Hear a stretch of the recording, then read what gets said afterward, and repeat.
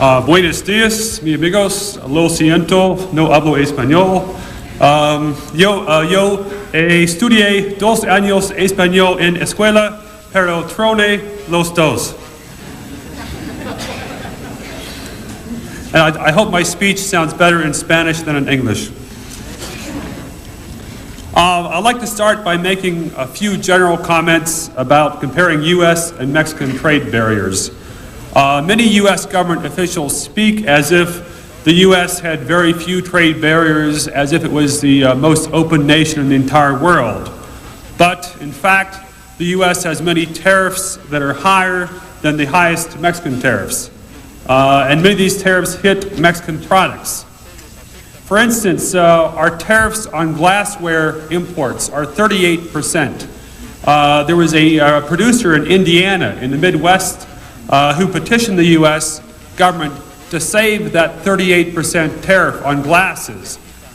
This was a glass maker, and this person sent a letter to the president saying that we had to save the 38% tariff because the Mexican glass was selling for only $2 in the local department store, and the American glass was selling for $4.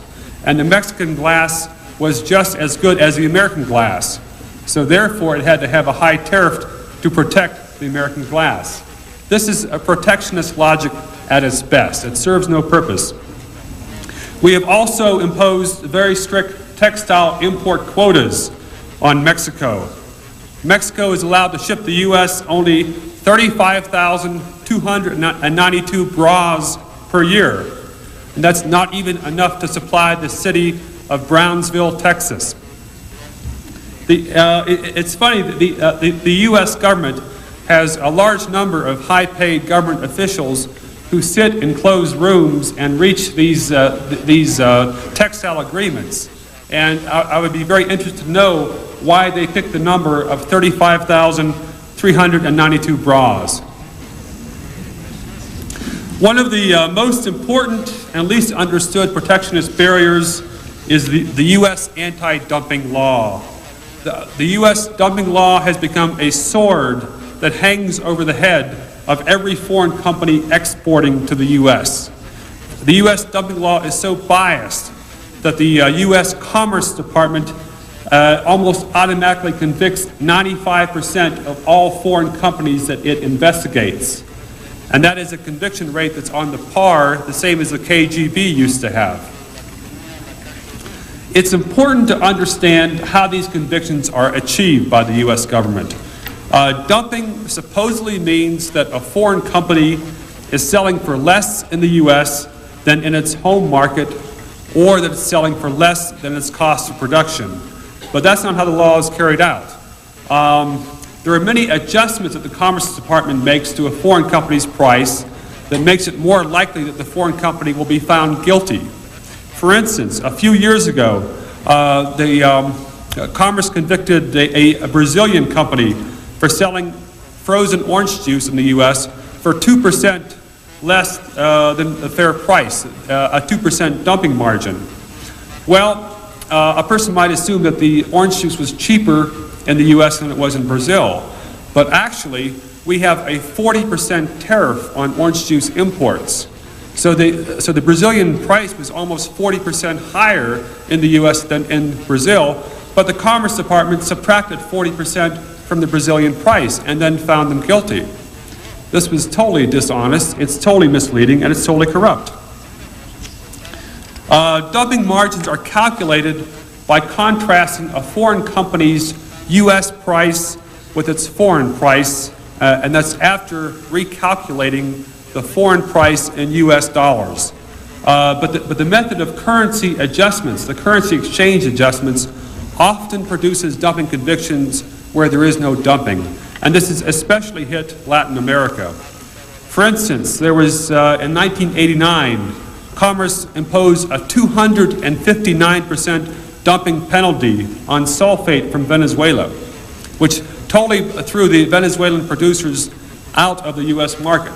And the reason was that Commerce measured the company's prices at the Venezuela's official exchange rate of 14.5 bolivars to the dollar, instead of the actual free market rate, which is 39.5 bolivars to the dollar back then.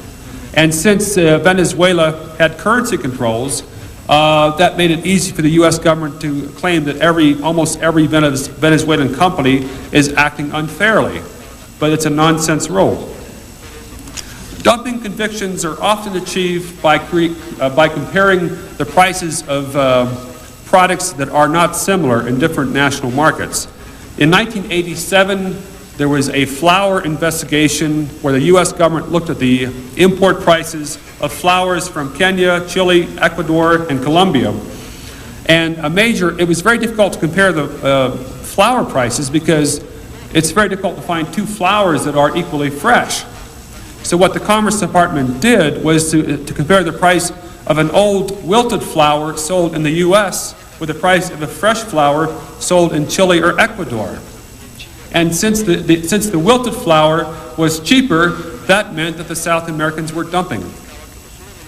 And this was a legal case that cost South American companies millions of dollars in legal fees simply by themselves, as well as the dumping fees. The Commerce Department does other things to create dumping margins. For instance, in the Japanese television case, we've had dumping penalties on Japanese televisions for over 20 years, and the Commerce Department tries extra hard to find that the Japanese are guilty. And in one case, a Japanese company had donated television sets to an American charity free of charge. And the Commerce Department looked at that and said, this is dumping because it was sold for zero. I sometimes get the impression that the Commerce Department does not trust the Japanese. The Commerce Department also compares the sales prices of different quantities and different qualities of items in different markets. Last year, there was an investigation of cement from Venezuela, and Commerce compared the price of a boatload of low quality type of Venezuelan cement that was sold in Florida with the price of a few bags of high quality cement that was sold back in Venezuela. Naturally, the boatload of low quality cement was cheaper than the few bags of high quality cement. So Commerce Department found dumping, as always. In another big cement case in 1990, Commerce imposed a 58% dumping penalty on Cemex, Mexico's largest cement producer. As a result of that 58% duty, Cemex lost $10 million in a bond that it had placed with the U.S. Customs Service when the first dumping margins were announced, and probably thousands of jobs were destroyed in Mexico because of this U.S. dumping penalty. Mexican cement exports have fallen over 50% since the U.S. imposed that penalty. And cement, this is especially sad because cement appears to be an industry that Mexico is more competitive than the American producers that are near the Mexican border. So this hurts Mexico, and it also hurts the American construction industry because it raises our construction prices. Dumping investigations involve U.S. government officials demanding vast amount of information from foreign companies. The Commerce Department effectively wrecked the exports of hundreds of Taiwanese sweater companies because a few small Taiwanese companies could not answer the Commerce's information request. The Commerce Department sent the Taiwanese sweater companies a 100-page single-space questionnaire and gave them only a few weeks to respond. The average Taiwanese firm had to provide over 200,000 separate bits of information in this dumping investigation. The Taiwanese tried to answer it, but for instance, the management of one Taiwanese company consisted of the owner and his wife, neither of whom spoke English. But the Commerce Department imposed very high duties on this company, saying that, quote, lack of manpower to fill out his questionnaire was no excuse. The Commerce Department imposed very high duties on another Taiwanese company, primarily because the company's factory had burned down and the company had lost its records. So it proved it was guilty of dumping. Mexico is now hitting U.S. companies with the anti-dumping investigations, and some of the complaints by the American companies are almost funny.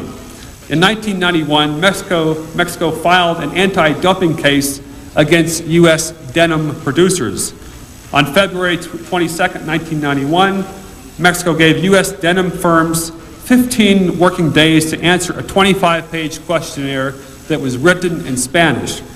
Well, Charles Bremer of the American Textile Manufacturers Institute, which is one of the most protectionist U.S. lobbies, complained that the Mexican questionnaire, quote, asked everything that could be asked about how we run our mills and do business. This is pure harassment that is utterly impossible for the companies to comply in 15 days. Well, perhaps some U.S. official will soon announce that fair trade means that foreign governments have to give U.S. companies dumping questionnaires that are written in English, not in Spanish. This is the hypocrisy that we have.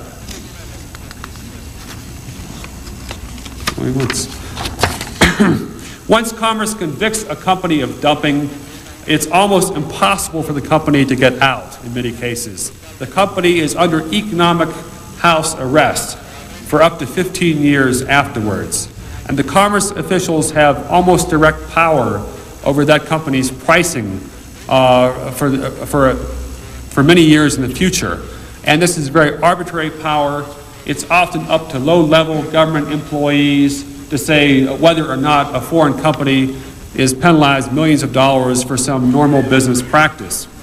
There's another type of dumping penalty, a dumping violation, that's done by the cost of production. The Commerce Department has all these formulas for measuring a foreign company's cost of production, and the Commerce Department will penalize a foreign company if it earns less than an 8% profit. There was a Hong Kong sweater company that exported to the U.S. and made a 2% profit. The Commerce Department found them guilty of dumping simply because they didn't have high profits. This is especially hypocritical because the average American company's profit is only about 5 or 6%. But since the U.S. dumping law does not apply to American companies, that is not a problem. Okay, thanks. The dumping law has not only hurt American consumers, it has also hurt American producers very badly. Many of the products that have been targeted by the dumping law have been things like semiconductors, word processors, drafting machines, and chemicals, things that are used by American manufacturers as inputs. There was a case last summer where the U.S. government imposed a 63% duty on a key part of computers, on the computer panels. And this was coming in from Japan, and this was a type of product that is not even made in the U.S. But the government imposed a high penalty, and as a result, we have lost thousands of jobs as American computer companies have left the U.S. and moved their factories to Scotland, to Ireland, and to Singapore. This is what our dumping law has done to us.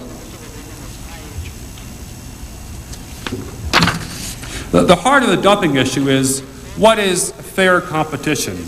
And the bureaucrats who run the dumping systems, both in the U.S. and in other countries, seem to think that they should have the arbitrary power to dictate what is a fair price. But in contract law, a fair price is a price that the buyer and the seller can reach agreement upon. And that's how it should be for foreign trade. It makes no sense to have an entirely different set of tests for a fair price for an import, for a product that's imported from Texas to Mexico City than for a product that's imported from Monterrey to Mexico City. And the same for the U.S. I'll also talk briefly about countervailing duty laws, very briefly.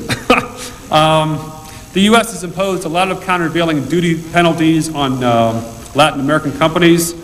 We often, these are to countervail their foreign government subsidies, but the U.S. is often very hypocritical on this.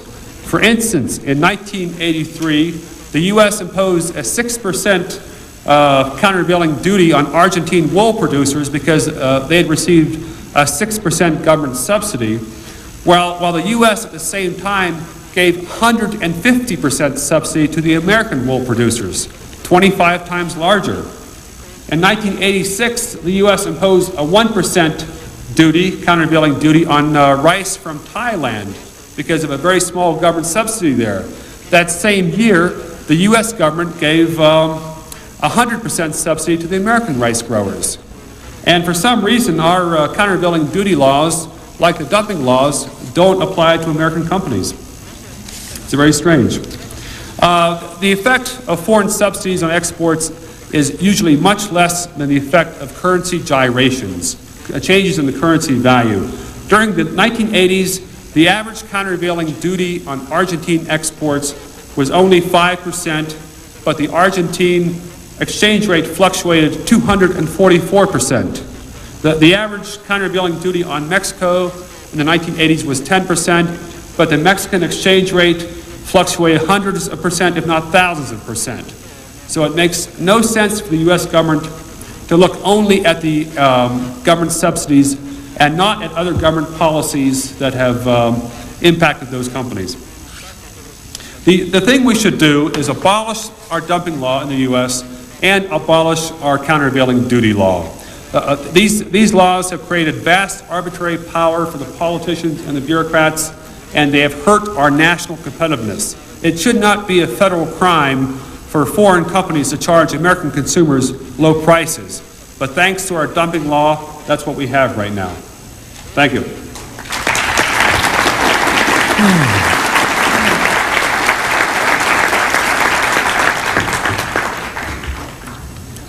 Gracias al señor Bovard. Agradecemos mucho la comprensión.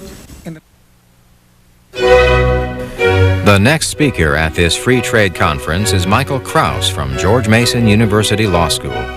His speech focuses on trade between Canada and the United States. Because of technical difficulties, we will join his speech in progress.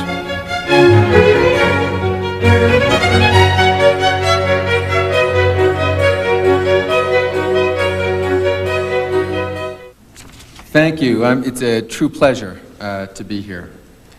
I'd like to build on the talks of Jim Bovard and Eduardo Andere and talk to you this time not about what should be done, but perhaps the more less romantic, more pedestrian perhaps question of what can be done in the real world about some of these trade distortions. And I want to subscribe to everything that I heard from the two preceding columnists. Now,